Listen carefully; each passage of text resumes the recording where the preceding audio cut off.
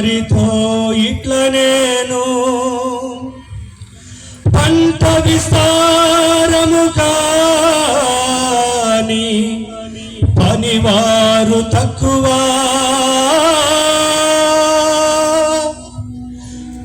కనుక తన పంట పొలమునకు పనివారిని పంపవలసిందిగా యజమానుని ప్రార్థింపుడు.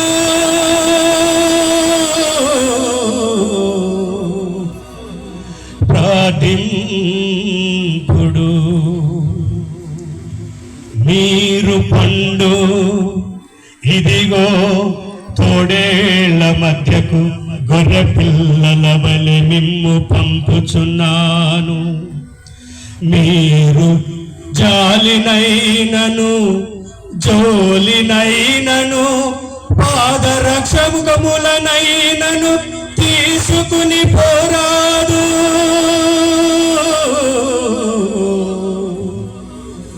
మార్గమధ్యమున మీరు ఎవరిని కుశల ప్రశ్నలు అడుగవలదు. మీరు ఏ ఇంట ప్రవేశించినను ఆ ఇంటికి సమాధానము కలుగుననుగాక అని చెప్పుడు. శాంతికాముడు ఇచట ఉన్న ఎడల మీ శాంతి అతనికి కలుగును. లేనిచో అది తిరిగి మీకే చేరును. ఆ ఇంటి వారు మీకు పెట్టు అన్నపానములను తినుచు త్రాగుచు అచటనే ఉండు. పనివాడు తన కూలికి పాత్రుడు కదా. మీరు ఇల్లు తిరుగరాదు. మీరు ఏ పట్టణములోనైనా ప్రవేశించుము ఆహ్వానించి మీ ముందు పెట్టినదేదో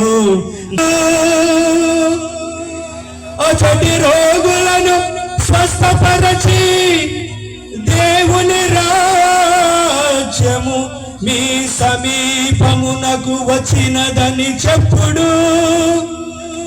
కాని మీరు ప్రవేశించిన పట్టణ ప్రజలు మిమ్ము ఆహ్వానింపని ఎడల ఆ పట్టణ వీధులలోకి వెళ్ళి మా కాళ్లకు అంటిన మీ పట్టణం మందలి దుమ్మును మీకు విరుద్ధముగా ఇచటనే దులిపివేయుచున్నాము.